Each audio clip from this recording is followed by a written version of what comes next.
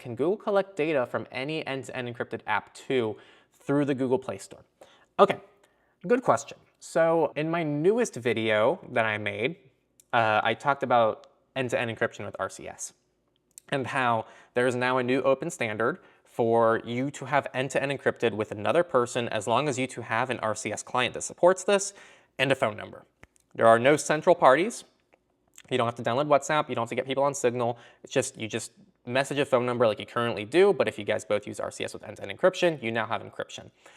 A lot of people left comments that are going, oh, this is all a scam. It doesn't matter because they can scan your messages anyway, blah, blah, blah. I just think that we need to talk about this very seriously because, look, with SMS, I want to make this very clear. With SMS, everything is practically public. It basically has no encryption. Your cell carrier can read everything that you send someone else with SMS. And even if you believe that phone operating systems scan everything on your phone, SMS is no more resilient to that attack than RCS with end-to-end encryption. By every stretch of the imagination, RCS with end-to-end encryption is more secure than SMS. There is no argument anyone could possibly make that RCS with end-to-end encryption does not give people better safety and better security than SMS. There is none, because all it does is increase the security for both users by encrypting everything in transit. So I want to make this very clear that I know this is not really your question, but I just wanted to make this clear because I saw a ton of questions and concerns about this. And it's like, even if your concern is real and this does scan everything on your phone, you're no worse off by having better encryption in transit, right? This just means cell carriers can't view it, and now you're back to just Apple and Google scanning everything. Now, the actual question.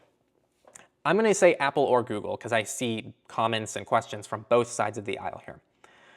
No, there has never been any kind of direct evidence that they're scanning local data and uploading that data to their servers. Is it possible? Might it happen in the future? Might it be exposed that this has happened for 10 years? Absolutely. Anything is possible. That's why I'm always up here to go, okay, go open source when you can, always layer up your privacy and security, use dedicated tools that would prevent this, etc. Like, okay, I'm not saying this isn't something you should never think about, but there is just simply no evidence for it ever happening. Even on proprietary operating systems, you can still do intense traffic analysis.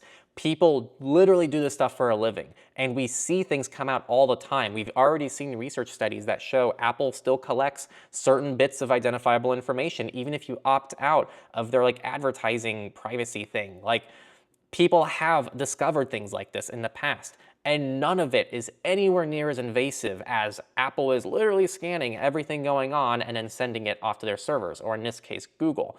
So no, I think if you use Signal, if you use Session, if you use SimpleX, if you use RCS with end-to-end encryption, there is not, again, as far as we've seen, there has never been a single situation or a single incident where they've gone in, scanned it, uploaded it to some server to steal your data.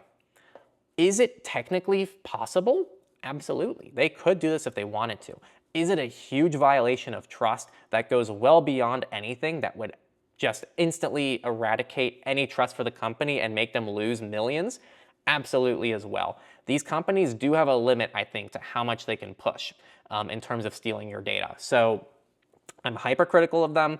I'm not saying it's not possible. So technically, the answer to your question is yes. Can Google collect data from any end-to-end encrypted app? Technically, anything is possible. But that doesn't mean it's likely, realistic, and that there aren't protections against this kind of stuff. Apps are sandboxed on these operating systems, even from the operating systems themselves. That's why sandboxes exist. That's why mobile operating systems are really well designed. So really hard to do, very unlikely, no evidence so far. Technically might be possible, but that's not enough for me to discourage you not to use end-to-end encrypted tools and that they won't give you a huge amount of benefit. So that's what I have to say. If this is still a concern to you and you want to just eliminate all risk of it, then you have to use only open source operating systems. So my personal thoughts on it, if anyone ever has actual evidence of this happening, share it my way, and I'll gladly evolve my views on it, but it has not happened. And there are researchers that literally look for this stuff on a daily basis. And they can do it very well through traffic inspection. It's very easy to tell if this stuff is done through traffic inspection. So Hopefully that helped. Hopefully not too polarizing, but I want to make sure you guys are focused on like the very big wins that can really make a big difference rather than like really focusing on hypotheticals, which may or may not be true.